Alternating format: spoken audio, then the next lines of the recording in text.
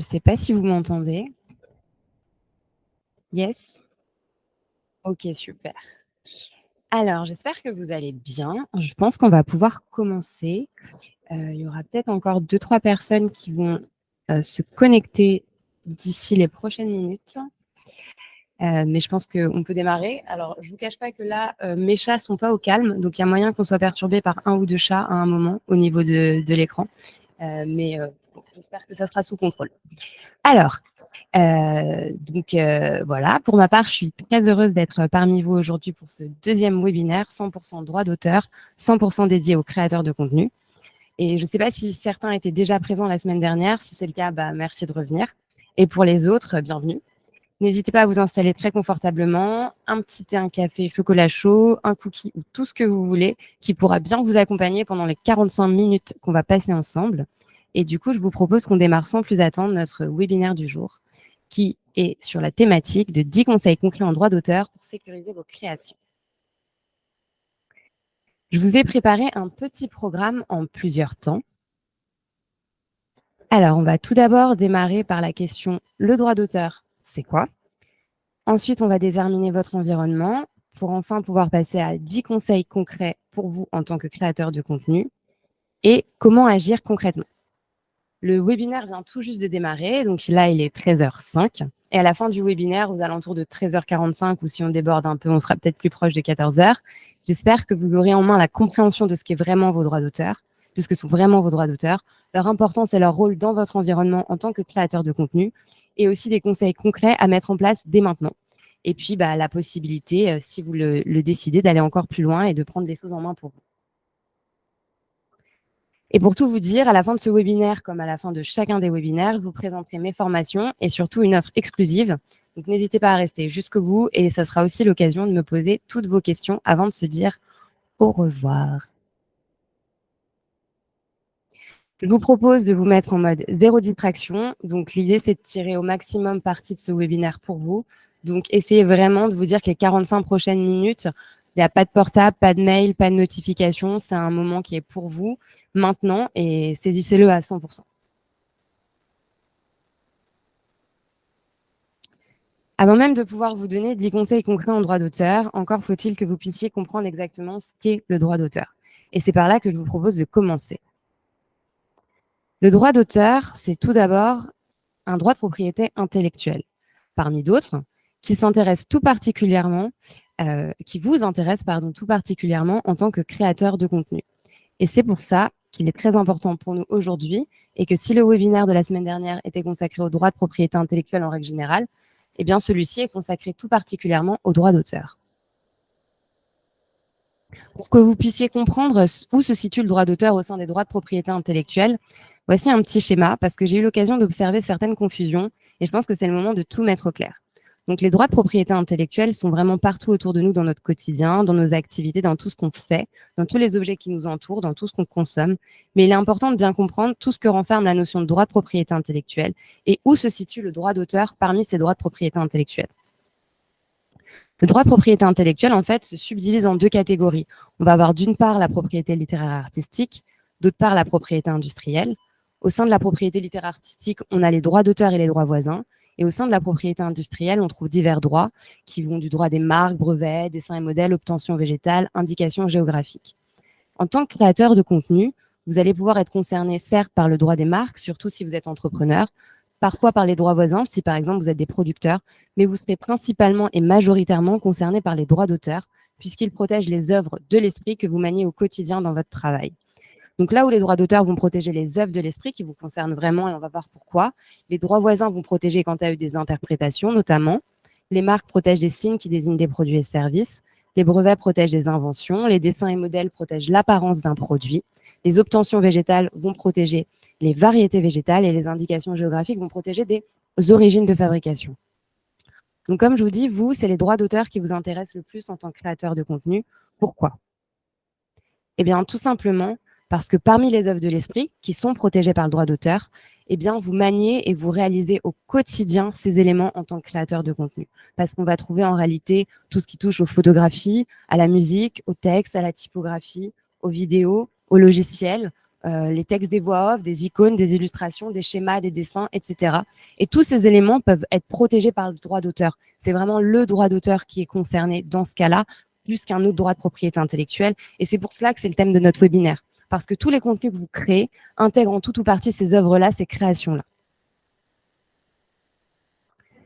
Qui suis-je? Alors, je suis toujours la même que sur la photo, mais avec une autre coupe. Moi, c'est Clara Zloty-Camien. Je suis experte en droit de la propriété intellectuelle et nouvelle tech. Je suis avocate de métier dans ces deux spécialités, au sein desquelles j'ai eu l'occasion de travailler dans différents cabinets d'avocats parisiens. Je suis aussi formatrice en école supérieure et en entreprise et conceptrice e-learning. Et aujourd'hui, je combine donc mes compétences en pédagogie avec mon expertise en droit de la propriété intellectuelle et des nouvelles technologies dans mon travail au quotidien, sans chichi, pour vous apporter des réponses concrètes. Donc, ne cherchez pas plus loin. Ce que vous peinez à trouver sur Google, bah moi, je vais vous le donner sans prise de tête. Ces derniers temps, sur LinkedIn, j'ai partagé plusieurs publications et je vous demandais des choses comme « ça vous ferait quoi de donner tous vos droits sur vos créations, mais sans vous en rendre compte ?» Je vous demandais « ça vous ferait quoi si quelqu'un faisait fortune avec vos créations, mais pas vous ?» Ça vous ferait quoi en tant que créateur d'être condamné pour avoir volé les œuvres d'un autre créateur? Mais aujourd'hui et maintenant, j'ai envie de vous poser une autre question, une question que je pose durant mes webinaires et qui a une vision autre et beaucoup plus positive. J'aimerais vous demander, ça vous ferait quoi de savoir exactement comment faire de vos droits une nouvelle source de rémunération et de jamais vous faire avoir? Parce que moi, ma mission, c'est d'aider les créateurs de contenu à booster le potentiel de leur rémunération, booster le potentiel de leur création, éviter les pièges coûteux grâce à la connaissance et la maîtrise des droits d'auteur. Donc avant toute chose, il est temps de répondre à la thématique centrale de ce webinaire, mais n'hésitez pas à réfléchir à cette question-là tout au long du webinaire. Parce que si vous êtes là aujourd'hui, c'est que vous vous posez des questions concernant les droits d'auteur. Potentiellement, vous peinez à trouver des réponses concrètes, claires, complètes, faites pour vous, et au final, vous pouvez vous sentir perdu. Ce qui est dommage parce que ça peut vous causer du tort, des problèmes, beaucoup de choses à perdre et un grand manque à gagner à ne pas comprendre cet environnement-là. Donc, le point positif, c'est que vous êtes ici, donc vous avez conscience qu'il est nécessaire pour vous d'avancer sur le sujet. Dans tous les cas, soyez rassurés. À la fin du webinaire, ça sera déjà beaucoup plus clair. Maintenant qu'on a défini le droit d'auteur, qu'on a compris que c'est le droit d'auteur qui est le droit de propriété intellectuelle le plus important pour vous en tant que créateur de contenu, il est temps de placer les droits d'auteur dans votre environnement pour encore plus figer leur importance. Alors, vous allez voir, je vais vous montrer un schéma qui ressemble à celui de la semaine dernière, mais qui n'est pas tout à fait le même si vous êtes attentif aux détails. Donc, on commence par un environnement avec des tierces personnes qui détiennent des droits d'auteur sur des créations que vous allez vous-même exploiter dans vos contenus. Donc, vous aurez vous-même des droits d'auteur sur ces contenus-là que vous réalisez. Et puis, vos clients vont exploiter vos contenus, ceux que vous avez donc réalisés et qui intègrent des créations préexistantes qui appartiennent à des tiers. Donc, on va avoir d'une part les droits d'auteur des tiers, car vous exploitez des créations préexistantes au sein de vos propres créations qui intègrent les créations des tiers sur lesquelles il y a bien des droits d'auteur. Et d'autre part, on va avoir vos propres droits d'auteur, parce que vos clients exploitent bien vos créations, mais ces créations-là, qui sont certes les vôtres, intègrent de toute façon en elles-mêmes des créations préexistantes. Et c'est bien là qu'on voit apparaître ce qu'on appelle la chaîne des droits. Et ça, c'est très important, parce que finalement, cette chaîne des droits, c'est un peu le nerf de la guerre. C'est ce qui va faire que vous êtes en bonne ou mauvaise posture. C'est très important, en fait, de bien vous situer au sein de cet environnement-là. Vous êtes au milieu de droits d'auteur préexistants et au milieu d'une future exploitation. Et donc, il est bien nécessaire de comprendre où vous êtes dans cet environnement-là. Et maintenant, je vais vous donner les fameux 10 conseils en droit d'auteur. C'est des conseils qui sont très précieux. Donc, je vous invite à prendre des notes, à mettre de côté toutes les questions que vous pourriez avoir. N'hésitez pas à les écrire et à me les poser à la fin du webinaire. Donc, c'est parti. Premier conseil. Identifier les créations protégées par le droit d'auteur. Donc, la protection par le droit d'auteur, elle est accordée lorsqu'il y a deux conditions qui sont réunies. Et on retrouve la plupart du temps cette protection par le droit d'auteur sur le même type d'œuvre qu'il est bon de garder en tête. Et c'est celle que je vous ai présentée au début. Et pour ce premier conseil, vous avez encore le droit à un petit schéma. Le droit d'auteur, c'est une protection qui va naître quand il y a deux conditions qui sont réunies. La première condition, c'est d'être face à une œuvre de l'esprit. La deuxième condition, c'est que cette œuvre de l'esprit-là soit originale. Pour la première condition, les œuvres de l'esprit sont listées par le Code de la propriété intellectuelle, Mais finalement, cette liste, elle est non exhaustive. Donc, on peut ajouter plein d'autres types de créations. Et dans tous les cas, ça reste exactement les créations que vous réalisez ou les créations que vous exploitez. Donc, je le redis, on parle de photographie, de musique, de texte, de typographie, de vidéos, de logiciels, d'icônes, d'illustrations, de schémas, de dessins, etc. Même encore les textes d'une voix off. Et la deuxième condition, c'est d'être original. Et l'originalité en droit d'auteur, c'est ce qu'on appelle l'empreinte de la personnalité de l'auteur. Donc finalement, à partir du moment où on est face à une œuvre de l'esprit et que cette œuvre de l'esprit est originale, c'est-à-dire qu'elle fait ressortir la patte de l'auteur, eh bien le droit d'auteur va naître tout seul, il va naître sans dépôt, du simple fait de la création. Et comme en fait tous ces éléments-là sont de manière générale protégés par le droit d'auteur et que vous les exploitez, moi j'aurais quand même un conseil, c'est de toujours partir du principe que la protection est bien là, que l'originalité est bien là et qu'il va donc falloir faire attention. Donc, toutes les contenus, que vous créez intègrent en tout ou partie ces œuvres, ces créations. Et c'est pour ça que vous devez être très vigilant. Et que le premier conseil, c'était donc de reconnaître les créations protégées par le droit d'auteur. Mon deuxième conseil, c'est de respecter et de faire respecter la chaîne des droits. Respecter et faire respecter la chaîne des droits, c'est de s'assurer de ne pas commettre d'actes de contrefaçon et de faire respecter ses propres droits. Je vous explique. D'une part, vous devez vérifier que vous avez bien le droit d'exploiter les créations préexistantes protégées par le droit d'auteur lorsque vous les intégrez dans vos créations. D'autre part, vous devez vous assurer que vous avez le droit de les faire exploiter par vos clients. Parce que quand vous autorisez vos clients à exploiter vos créations comportent des créations préexistantes en leur sein. Et c'est là qu'on voit bien apparaître la chaîne des droits à respecter et faire respecter. Parce que le risque, c'est que si vous n'avez pas les droits nécessaires qui portent sur les créations préexistantes que vous avez vous-même intégrées à vos propres créations, eh ben, en cas de problème, ça peut vous retomber dessus.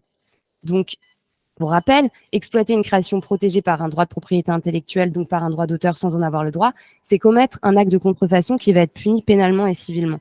C'est des dommages et intérêts, c'est des années d'emprisonnement, c'est 3 années en règle générale, mais ça peut être plus, et ça peut aller jusqu'à 300 000 euros d'amende, mais ça peut encore être plus. Et donc, l'idée, c'est toujours de se dire, est-ce que je respecte bien la chaîne des droits moi-même, et est-ce que je fais bien respecter la chaîne des droits ensuite à mon client, pour ne pas prendre ces risques-là, finalement, d'être sanctionné. Mon troisième conseil, c'est de bien reconnaître la personne qui détient les droits. En fait, c'est très important parce que, par principe, la personne qui détient les droits, on va se dire, d'accord, c'est très simple, c'est l'auteur. L'auteur de la création est titulaire des droits d'auteur.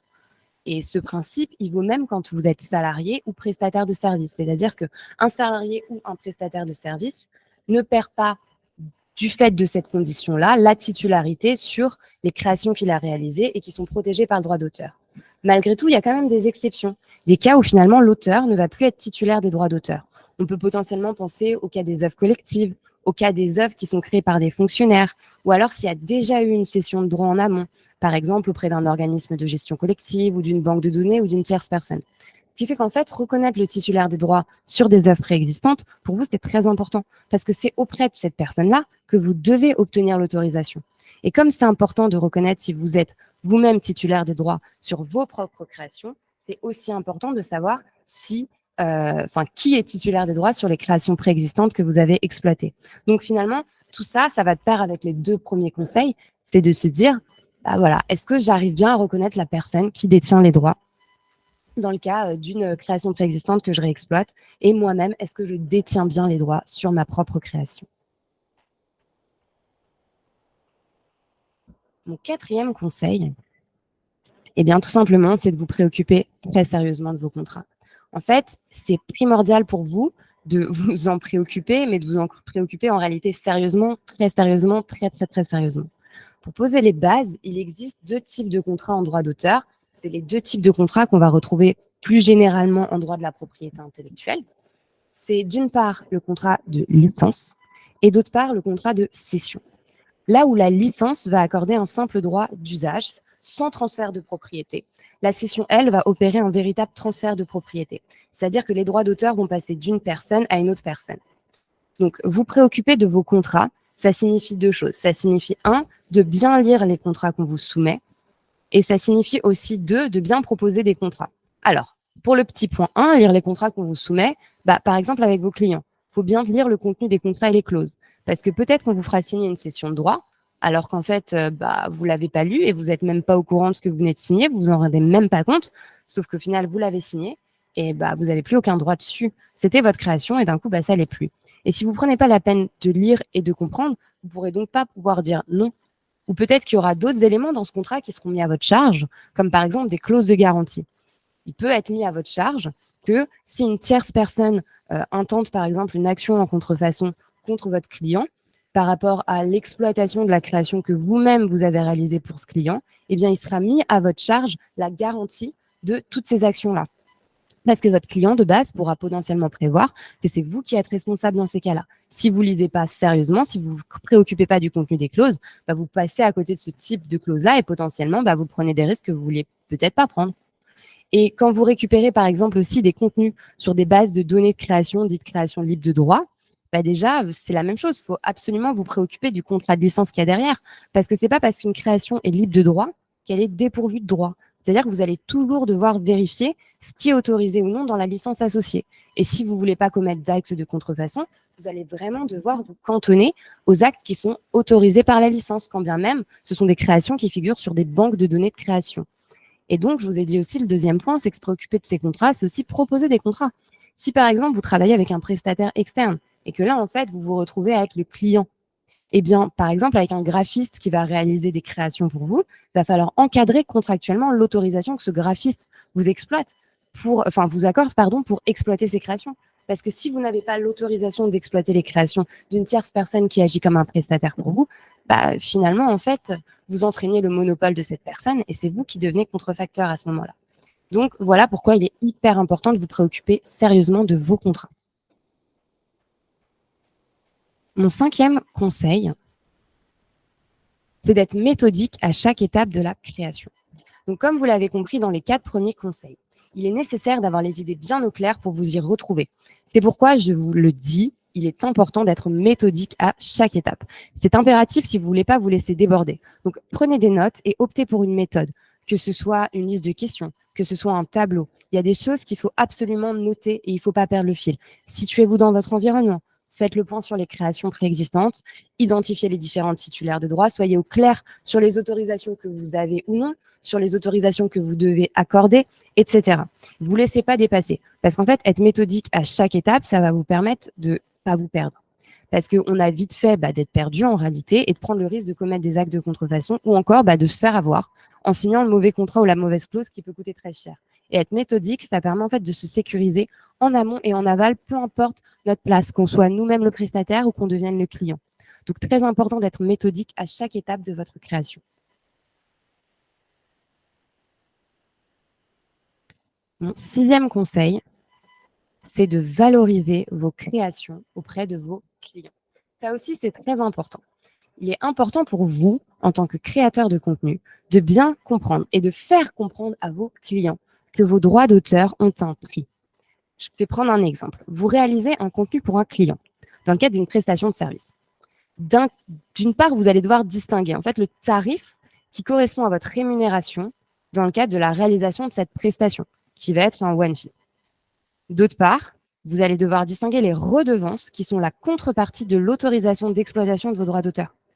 Donc, pour être plus clair, vous avez en réalité 2 choses parce que vous faites 2 choses différentes. Vous réalisez une prestation, certes, et vous autorisez aussi l'exploitation de vos créations. Et donc, il y a 2 éléments. En contrepartie de la réalisation de la prestation, on vous paye un prix. En contrepartie de l'autorisation d'exploitation de vos droits d'auteur, vous avez le droit de percevoir des redevances. C'est aussi les royalties en anglais. Par principe, ces redevances, elles sont proportionnelles, par exemple proportionnelles aux ventes réalisées par la personne à qui vous autorisez, ou sinon elles seront forfaitaires. Mais attention, il s'agit bien, je vous le dis, d'une somme distincte de celle de la prestation, et donc c'est jamais compris dans le prix en tant que tel. Donc, par exemple, vous êtes formateur, votre client vous missionne pour réaliser une formation, vous devez donc penser 1 au tarif de votre prestation, 2 aux redevances que vous allez toucher en échange de l'exploitation de vos droits.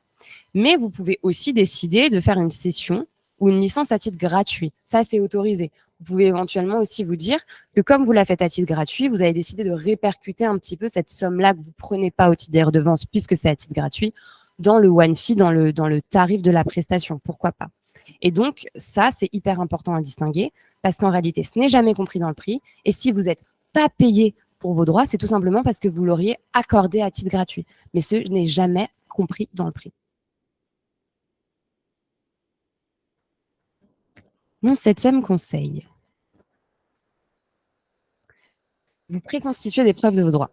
Alors, je m'explique. Comme on l'a vu tout à l'heure, les droits d'auteur font partie de la catégorie des droits de la propriété littéraire et artistique. En fait, s'il y a deux catégories en droit de la propriété intellectuelle, si on a d'une part les droits de propriété littéraire et artistique et d'autre part les droits de la propriété industrielle, c'est parce qu'en fait, il y a des règles qui vont être communes aux différents droits de ces deux catégories. Quand on est face à des droits de propriété industrielle, ce qui se passe, c'est que pour les obtenir, pour vraiment être titulaire de ces droits, on va devoir faire ce qu'on appelle un dépôt. Alors que quand on est dans les droits de la propriété littéraire et artistique, au sein desquels on trouve donc les droits d'auteur, on n'a pas besoin de procéder à un dépôt pour faire naître le droit. Donc, en propriété littéraire et artistique, contrairement à la propriété industrielle, il n'y a pas besoin de dépôt pour faire naître le droit. Ce qui fait qu'en réalité, le droit d'auteur va naître du simple fait de la réunion des deux conditions qu'on a vues. À partir du moment où on est face à une œuvre de l'esprit et que celle-ci est originale, eh bien, le droit d'auteur va naître du simple fait de la création. Ça, on le voit que c'est propre à notre droit d'auteur à nous, parce que par exemple, si on regarde le copyright américain, ça fonctionne pas comme ça. Donc, le copyright américain, c'est l'équivalent de notre droit d'auteur, mais c'est pas calqué 100% la même chose. Et le copyright américain, par exemple, fonctionnera différemment parce que lui, il va nécessiter un enregistrement. Mais nous, pour notre droit d'auteur, il y en a pas. Donc, c'est super. On peut se dire, c'est facile. J'ai les deux conditions qui sont réunies. Le droit d'auteur existe. Il naît du simple fait de la création. Très bien. Mais on a un revers de médaille. Parce que le revers de médaille, c'est du coup, comment prouver son droit en cas de conflit?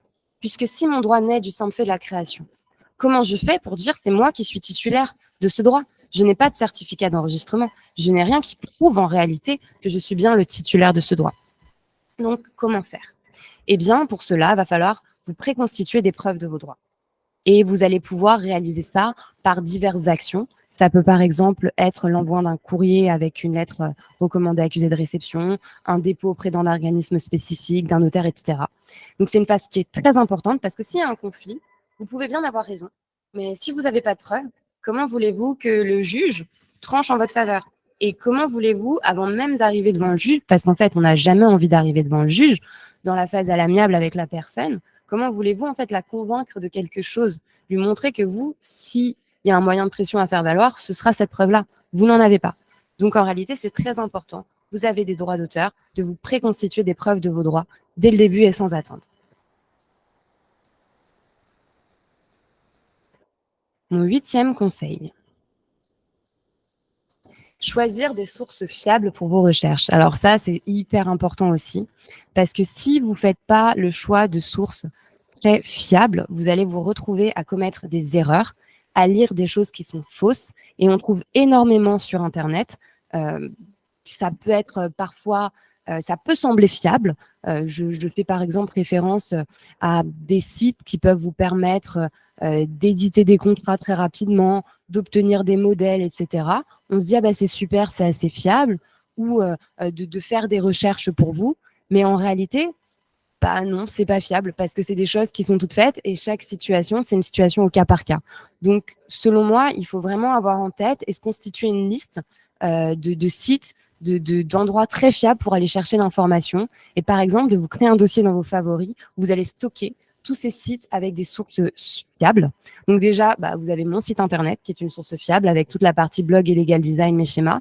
Mais tous les sites de cabinets d'avocats spécialisés aussi. Pour moi, il va y avoir une grosse différence entre les sites internet qui ne sont pas des sites de cabinets d'avocats où vous allez pouvoir avoir des modèles de contrats, etc.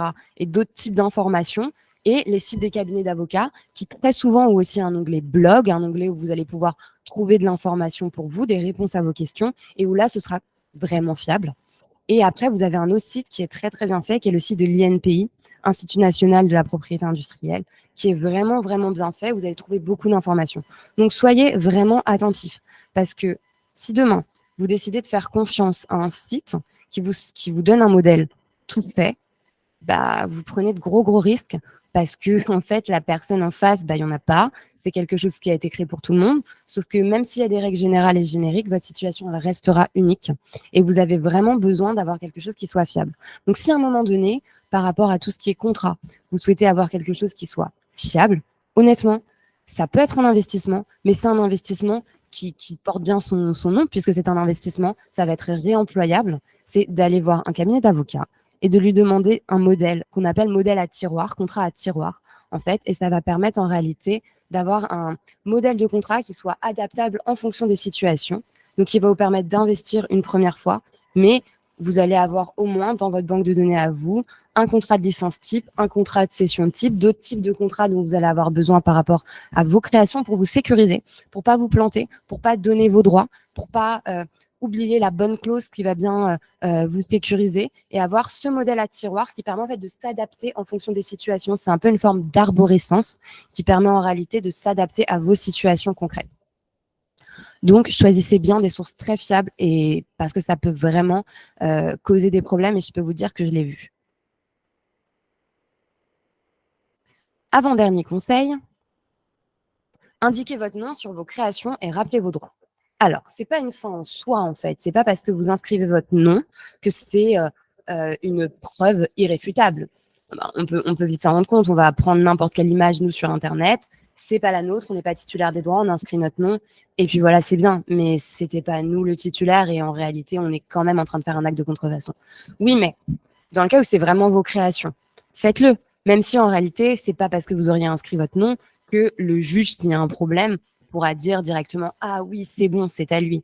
Mais c'est dissuasif. On est d'accord que la plupart des gens qui vont voir une création avec quelque chose dessus vont avoir moins envie de l'utiliser qu'une autre création où il n'y a rien, où ce sera plus facile parce qu'on va tous vers la facilité en fait. Donc à partir du moment où il y a votre nom, c'est dissuasif. Et je sais bien qu'aujourd'hui, la technologie permet largement de retirer votre nom, sauf que tout le monde n'a pas les compétences pour le faire. Et encore une fois, les gens veulent aller au plus simple. Donc plus vous allez rendre l'exploitation de vos créations compliquée d'une certaine manière, sans votre autorisation, plus ça va déranger la personne qui potentiellement serait contente de l'utiliser en ne vous mentionnant pas, en ne respectant pas vos droits, en ne vous donnant pas l'autorisation, mieux ça va être pour vous. Donc n'hésitez pas à toujours avoir quelque chose de distinctif, à apposer ça sur vos créations, d'une part, et à rappeler vos droits. Moi, ce que je pense qui peut être bien aussi, c'est que quand vous publiez vos créations, quand vous les partagez, n'hésitez pas à redire « c'est ma création, c'est le fruit de mon travail, ne récupérez pas ça ». Déjà, parce que c'est pas cool, et deux, parce que sinon, vous seriez contrefacteur. Et en fait, le simple fait de rappeler les choses, de mettre votre nom, de rappeler les choses, ça peut être dissuasif. Les gens qui veulent récupérer des créations sans autorisation, qui veulent exploiter votre travail sans droit, veulent que ce soit facile, en fait. C'est vraiment, j'ai envie de prendre l'exemple d'une agression dans la vie de tous les jours. Si vous vous mettez à hurler, d'un coup, c'est plus facile pour l'agresseur. Et l'agresseur, il a envie que ce soit simple et vous rendez la chose compliquée. Donc, même si hurler, ce n'est pas une fin en soi, en fait, non, c'était trop compliqué et il s'en ira. Donc, à partir du moment où ça devient compliqué, vous rendez les choses complexes, finalement, vous allez maximiser vos chances de ne pas voir vos créations reprises sans votre autorisation. Donc, moi, je vous conseille de rappeler vos droits et de bien expliquer les choses. Et mon dernier conseil, réagir et agir en cas d'exploitation non autorisée. En fait, si vous avez des droits, c'est pour les faire valoir. Bien sûr, il faut déjà les connaître et les comprendre, ça c'est certain. Mais dans tous les cas, si vous les faites jamais valoir, si vous ne réagissez pas, si vous n'agissez pas, eh bien vous auriez beau connaître vos droits, comprendre vos droits, tous ces droits ne servent à rien. Donc au final, c'est comme si vous n'en avez pas. Parce que si vous laissez tout passer, si vous ne vous manifestez pas, si vous ne réagissez pas, si vous n'agissez pas, c'est dommage parce que qu'est-ce qui se passe? C'est comme si vous n'aviez pas de droit. Et puis forcément, ça va contribuer directement à la perte de valeur de vos créations. Parce que si vous laissez n'importe qui exploiter vos droits alors qu'il n'en a pas l'autorisation, que vous ne réagissez pas, forcément, on a l'impression que c'est OK. Donc pourquoi finalement on viendrait vous demander l'autorisation? Donc la première étape, je pense, quand une personne exploite vos droits, vos créations sans autorisation, déjà tout simplement, c'est d'aller discuter et d'essayer de faire comprendre. Parce que je pense que dans beaucoup de cas, il y a un vide de compréhension et on a le sentiment que parce que c'est possible, alors c'est autorisé. Et je pense que ça vaut aussi pour nous, dans notre façon nous-mêmes en tant que créateurs de contenu, de potentiellement exploiter les créations des autres. C'est qu'on va se dire, c'est tellement facile de taper un mot sur Google, d'obtenir un résultat qui mène à une création, de l'enregistrer, de l'exploiter. Je peux, alors j'ai le droit? Non. Je peux, mais ça ne veut pas dire que j'ai le droit. Et c'est réciproque. Donc, déjà, discuter. Parce que potentiellement, il y a quelque chose qui n'est pas clair pour la personne en face ou que, bon, c'est plus ou moins clair, elle se rend bien compte qu'elle fait quelque chose qui n'est pas tout à fait OK, mais pourquoi pas puisque tout le monde le fait. Ben non, en fait. Il faut vraiment, vraiment parler. Il est possible que la personne, en fait, ne réalise même pas la gravité de son acte, tout comme nous-mêmes, vous-même, on ne réalise pas forcément la gravité de nos actes quand on exploite les créations des autres sans autorisation, parce que c'est peut-être déjà arrivé, ça vous arrive peut-être, voilà, c'est comme ça. Donc, il faut rappeler à la personne les conséquences de la contrefaçon, pour vous et pour elle. Parce qu'en réalité, déjà, de lui faire comprendre que pour vous, c'est compliqué, c'est grave, ça nuit à votre travail, et que, en fait, si cette personne-là réexploite, elle est sûrement créateur de contenu comme vous. Donc, expliquer la réciprocité de situation, ce qui vous arrive peut lui arriver, et puis ensuite lui dire, en fait, ce qu'elle risque pour elle. Parce que à partir du moment où vous avez compris vos droits, vous pouvez aussi lui dire que vous avez un monopole, qu'exploiter sans votre autorisation, c'est finalement commettre un acte de contrefaçon, et qu'un acte de contrefaçon, c'est grave, c'est puni civilement, c'est puni pénalement. Vous pouvez obtenir des dommages et intérêts, il peut y avoir une condamnation, il y a de l'emprisonnement, il y a une somme d'amende qui peut être très élevée. Donc en fait, à partir de là, vous lui expliquez toutes les conséquences de la contrefaçon. Et si réagir ne suffit pas, eh bien, vous avez le droit d'agir, en fait. Je pense que ce serait trop dommage d'avoir des droits, d'avoir un moyen de défense qui est votre moyen de défense en tant que créateur de contenu, c'est-à-dire que le droit de la propriété intellectuelle, pour tous ces droits, y compris le droit d'auteur, qui donc vous concerne plus particulièrement, met en place un moyen de défense. Et ce moyen de défense, c'est l'action en contrefaçon. Donc, cette action en contrefaçon, elle existe. Et si à un moment, vous êtes victime d'une contrefaçon et que réagir n'a pas suffi, faut agir parce que finalement, c'est votre droit. Et pour éviter ça, parce qu'on n'a pas forcément envie de se retrouver dans ces situations, il y a tous les conseils de 1 à 9, en fait. Et tous ces conseils-là, si vous les mettez bien en place, l'idée, c'est d'anticiper et d'avoir de moins en moins d'occasions de réagir et encore moins d'occasions d'agir. Et l'idée, c'était vraiment de se dire comment j'arrive à mettre en place pour moi un environnement où je suis suffisamment au clair, où je comprends suffisamment mes droits, où je respecte suffisamment ceux des tiers, où j'agis de manière méthodique pour ne pas me perdre et savoir à chaque étape comment faire pour finalement toujours sécuriser mes droits d'auteur. Et si tout ça, ça n'a pas marché, c'est pas grave. Vous allez réagir et vous pouvez agir, c'est votre droit. Et ça, c'est super important. Donc voilà, c'était le 10e conseil pour vous, pour les créateurs de contenu, sur le droit d'auteur. Et j'ai préparé la petite checklist en 10 points qui résume tout ça. Donc, vous avez les 10 points, plus des explications en dessous que je vais vous envoyer après le webinaire. Donc, vous aurez tout ça qui est résumé en plus du fait d'avoir accès au replay. Et maintenant, comment agir concrètement? Donc, ce qui s'est passé là dans le webinaire depuis le début, c'est que je vous ai exposé le droit de la propriété intellectuelle avec le droit d'auteur. Je vous ai également parlé de votre environnement, de la fameuse chaîne des droits. Qu'ensuite, on a vu 10 conseils que je vais donc vous envoyer par mail juste après le webinaire.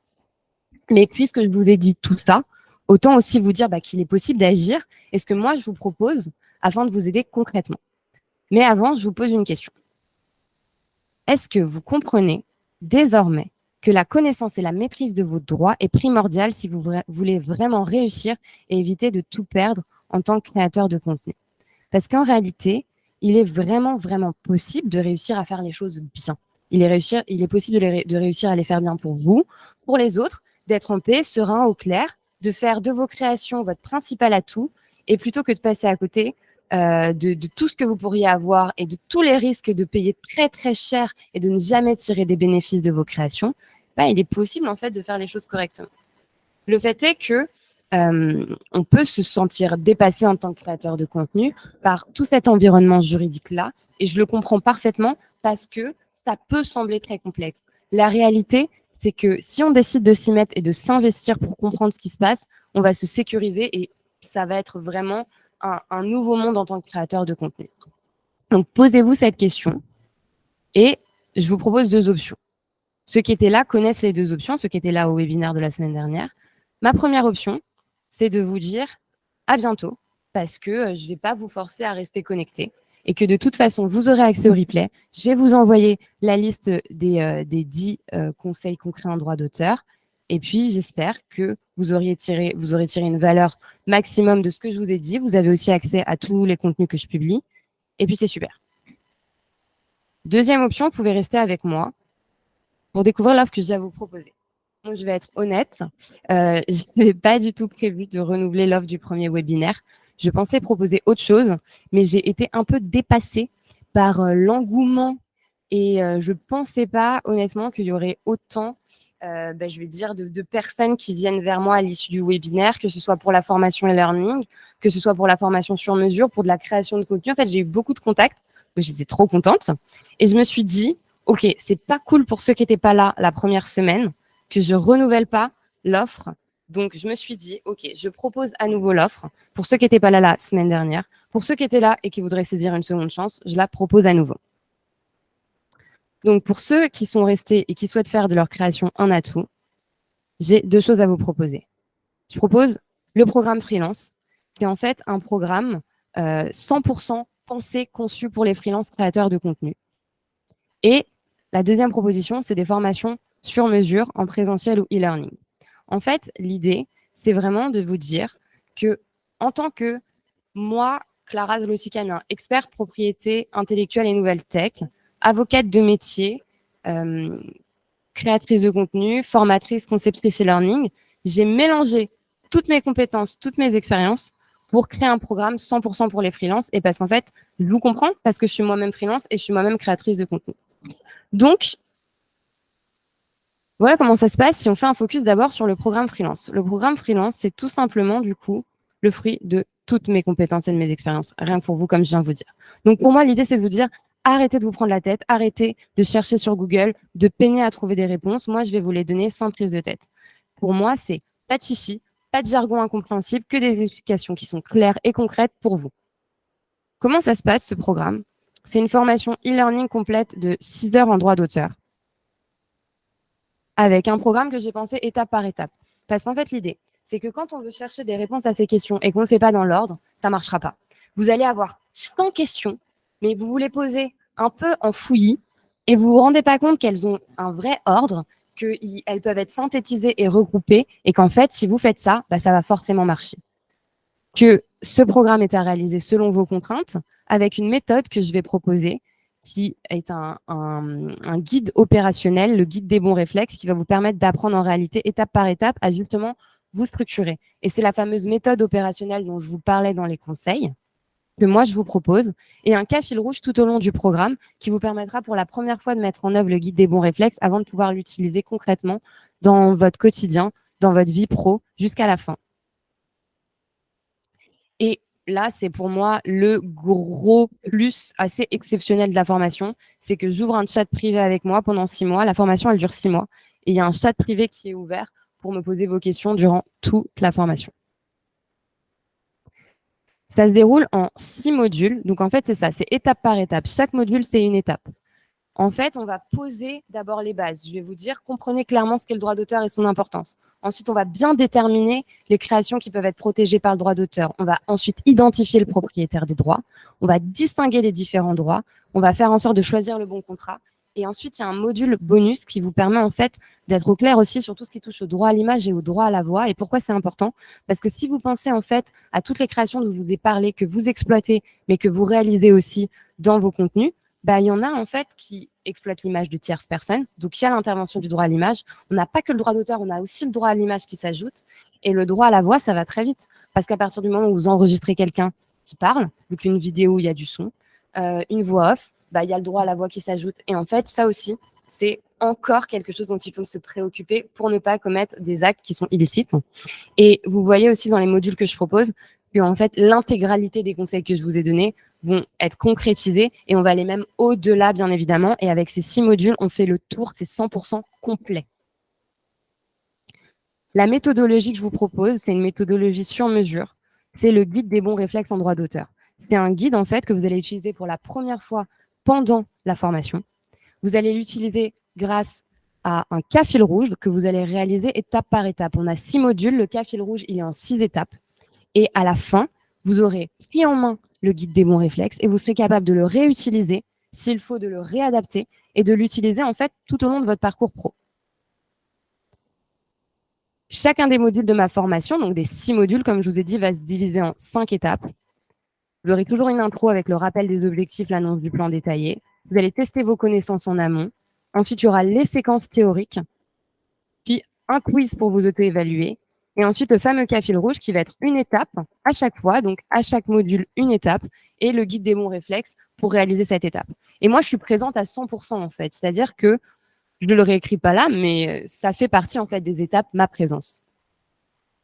Et c'est le fameux chat privé sur Discord pour me poser toutes vos questions. Donc ça, c'est quelque chose qui est vraiment exceptionnel, que vous n'allez pas forcément trouver ailleurs et qui fait toute la différence. C'est-à-dire que j'ai déjà commencé à discuter avec les personnes qui se sont inscrites à la formation la semaine dernière, qui sont maintenant sur Discord, qui ont déjà eu l'occasion de me poser des questions. Et je suis hyper réactive, je suis toujours disponible pour répondre à vos questions. Et ça, c'est le gros plus, le gros point exceptionnel aussi de cette formation. Pour l'instant, j'ai que des retours 5 étoiles sur la formation. J'ai que des retours positifs. Ça se passe hyper bien. Je suis ravie. Donc voilà, je ne peux que vous dire la vérité, que c'est une formation 5 étoiles et qu'elle est vraiment faite pour vous, pensée pour vous de A à Z.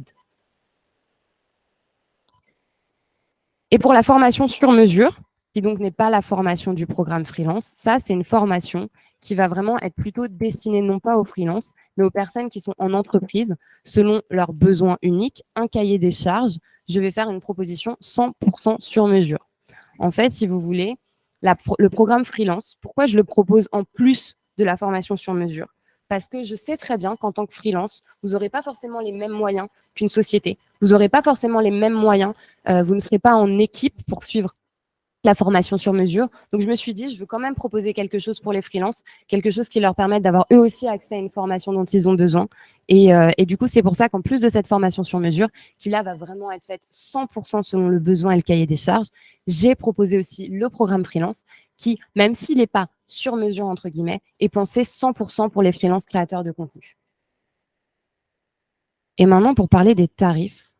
Donc, le tarif du programme freelance à la base, c'est 590 €. Et je vous ai dit, donc je renouvelle, mais là, ça va être vraiment la dernière fois, une offre de 50% sur le programme freelance.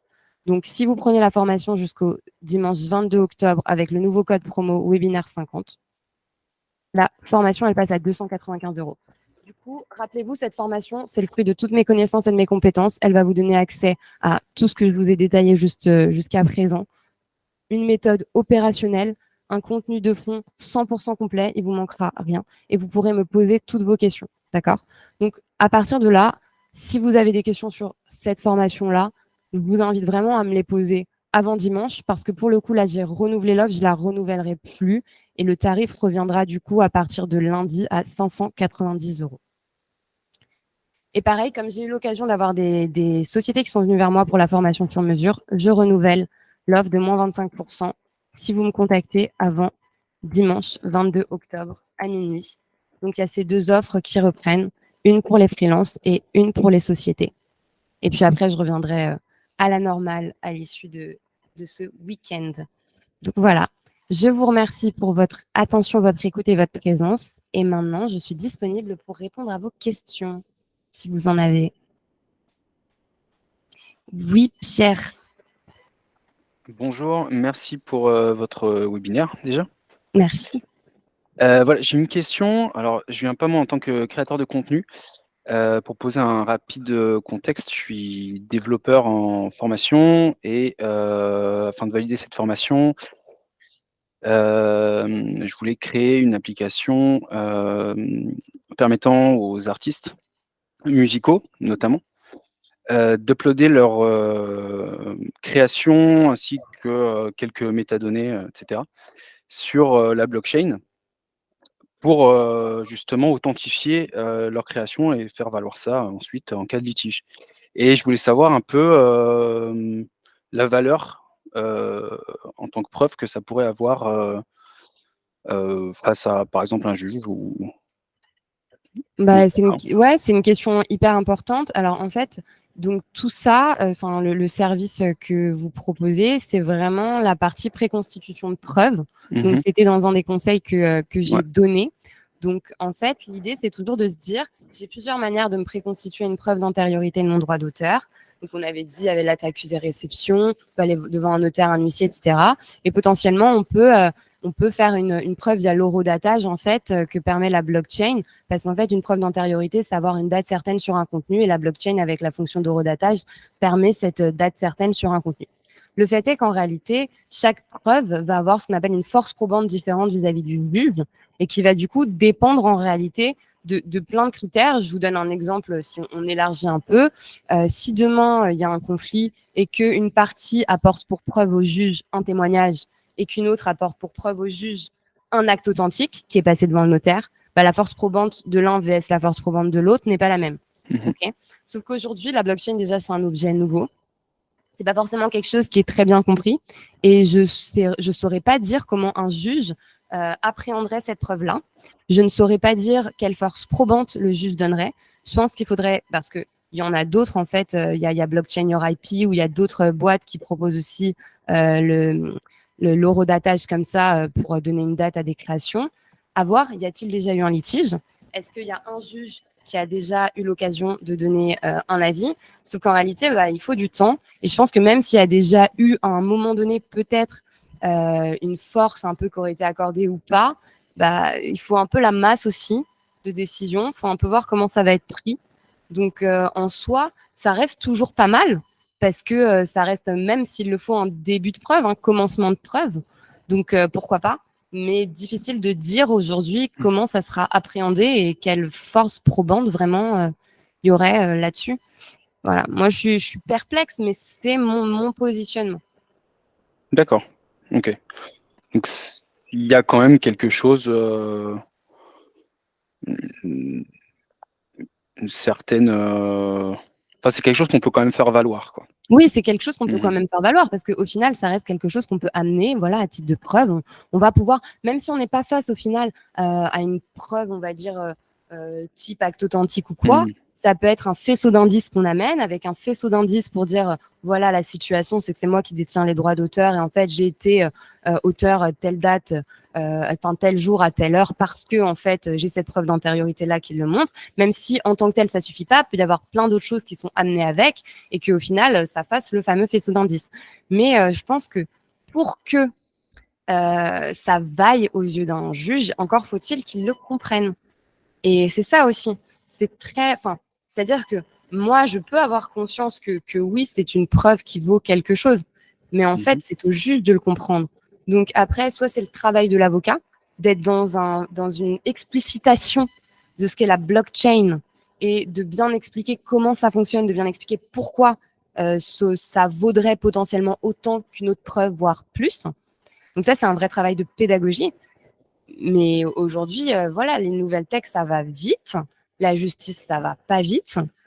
Donc, c'est complexe.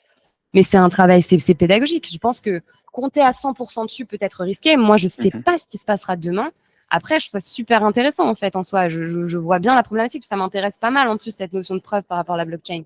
Mais comment réagirait un juge? Bah, je sais pas. Déjà, je sais pas ce qu'il sait, quoi. D'accord. Ok. Voilà. Ça fait totalement sens. Ouais. Très bien. Merci beaucoup. Merci pour la question. Je sais pas, il y a d'autres mains levées. Prenez la parole, en fait, parce que je crois qu'il y en a eu plusieurs. J'ai dû louper. Alors, moi, j'ai une question concernant les contenus tiers. Comment faire quand un contenu tiers est issu d'une IA? Ouais, bah, ça, c'est encore une autre problématique, en fait. Ça, c'est en plein essor, toute la question de la légifération autour des créations créées par les IA génératives de contenu. Bah, c'est complexe, hein. Faut être super prudent. Pour moi, aujourd'hui, à partir du moment où on n'est pas encore fixe sur le droit qui s'applique, on utilise le droit qui existe jusqu'à présent. Et s'il se trouve que l'IA a généré un contenu qui porte atteinte en tout ou partie à un contenu préexistant parce qu'il figurait dans sa base de données et qu'il n'en avait pas l'autorisation déjà pour s'entraîner, encore moins pour le générer et que vous l'exploitez, bah, c'est vous qui prenez un risque aussi, hein. Donc, faut être super prudent. Il y a des contenus où on arrive un peu à être au clair et à se dire, bon, bah, c'est sûr que là, c'est pas de la contrefaçon. Mais il y en a d'autres, on peut quand même avoir des gros doutes. Exemple, si on demande à une IA de nous générer un corpus de textes de poèmes, potentiellement, on se dit, ah ouais, il y a peut-être un gros risque là-dedans, il y ait en tout ou partie un poème préexistant protégé par le droit d'auteur. Après, est-ce qu'on peut pas aussi remettre dans un autre logiciel qui vérifierait la contrefaçon, le plagiat? À voir, c'est un gros travail après, ça peut être contraignant, mais le risque zéro, il n'est pas là encore. Aujourd'hui, il y a plein de choses qui se passent en plein boom, en fait. Il y a plein de réflexions autour de ça. Ça va légiférer bientôt, je pense. Quand je dis bientôt, c'est au rythme de la justice, mais plus rapide que d'ordinaire. Et au rythme du droit plutôt qu'au rythme de la justice, pardon. Et en réalité, on ne peut pas savoir par avance, il faut être super prudent. Ok, Et merci. d'ailleurs, oui, et j'ajoute juste un petit truc. Il y a pas mal en fait de logiciels d'algorithmes qui sortent justement pour bloquer la réutilisation de création par des IA génératives de contenu et qui vont faire en fait que quand l'IA va s'entraîner et donc va générer à partir d'une œuvre, ce qui va sortir, ce qui va donc être généré, va être soit flouté, soit bloqué, soit va contenir un élément qui fait qu'on comprend que l'image, elle est pas OK. Et donc, il y a pas mal de choses comme ça qui peuvent sortir pour protéger vos propres contenus et pour vous aussi réaliser qu'en fait, là, vous êtes en train d'exploiter quelque chose qui n'a pas été autorisé pour une telle exploitation. Mais voilà, aujourd'hui, on en est à un stade où il faut être prudent. C'est plus l'éthique qui précède le droit aujourd'hui vis-à-vis de ça. Et c'est en fait, nous, en tant que créateurs de contenu, de voir comment est-ce qu'on se gère aussi vis-à-vis de notre éthique et de notre consommation. D'accord, merci. Et est-ce que vous avez des exemples des algorithmes qui protègent, qui entre guillemets protègent de la contrefaçon dans tout ce qui est utilisation des Oui, j'ai intelligences fait un article. Ouais, j'ai fait un article sur mon blog pour PhotoGuard. Ok. C'est un algorithme américain et il y en a plusieurs qui sont sortis là en fait. Mais c'est toujours comme ça, quand il y a une nouvelle technologie qui permet une accessibilité à outrance, il y a toujours en contre-attaque d'autres technologies qui vont permettre de sécuriser. C'est toujours comme ça. Donc là en fait, ce qui va se passer, c'est qu'en réponse, il va y avoir beaucoup de propositions de ce genre. D'accord. Merci beaucoup. Merci. Je crois qu'il y a Victorien. Ouais. Bonjour Clara, bonjour tout le Bonjour. monde. Moi, j'avais une question plutôt par rapport aux identités de marque. En prenant le cas de figure d'un graphiste ou d'un designer qui ferait un logo à la commande pour une marque, pour une entreprise, du coup, d'office, comme ça, de base, qui a les droits? Et si jamais c'est le designer qui a les droits, doit-il recommander au client final de protéger son logo, de le déposer à l'INPI, ou doit-il lui vendre cette prestation et le faire à la place? Ou est-ce qu'il y a de... Voilà, c'est tout.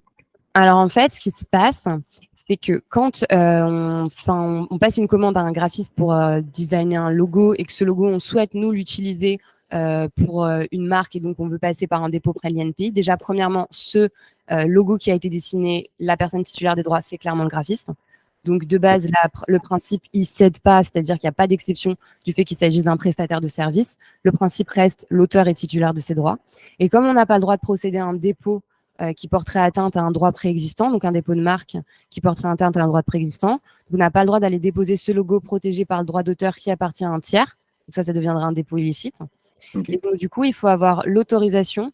On va demander une cession de droit. Donc on va faire en sorte d'avoir une cession de droit sur ce logo-là. Donc, on va se faire céder les droits d'auteur et à partir du moment où on aura les droits d'auteur, il faudra bien aussi stipuler qu'on autorise le dépôt de marque. À partir de, en fait, ce type d'exploitation-là, il faudra bien le marquer.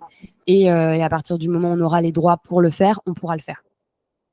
Ok, merci beaucoup. Et deuxième question par rapport au logo. Là, par exemple, je parle plutôt de mon logo à moi. Je fais un logo et je l'ai protégé. Et à un moment, ça se fait souvent, on fait une refonte. Tu changes de logo, tu reprotèges la nouvelle version de ce logo. Ah oui. Ok, Oui. c'est tout. Okay, c'est tout. Merci beaucoup. Pour procéder à un nouveau dépôt, exactement. Il faut repayer, etc. Mais du coup, c'est pas protégé automatiquement du fait qu'il y a eu une modification, même s'il s'agit finalement de la continuité du premier logo, en fait. Et si tu procèdes pas à ce nouveau dépôt, tu n'auras pas la protection tout court sur le nouveau. Donc, à moins qu'il y ait une similarité entre les deux qui soit suffisamment proche pour que sur le fondement du premier dépôt, tu puisses agir s'il y a un problème sur le deuxième. Pour te sécuriser, normalement, il faut procéder à un dépôt. Ok. Merci beaucoup. De rien. Est-ce qu'il y a d'autres questions, sachant qu'on a débordé? Mais ça va, on n'a pas trop débordé. Pas d'autres questions? Ok. Bon, dans tous les cas, moi, je suis toujours disponible. Vous pouvez m'écrire sur LinkedIn, vous pouvez m'écrire quand vous voulez pour me poser des questions.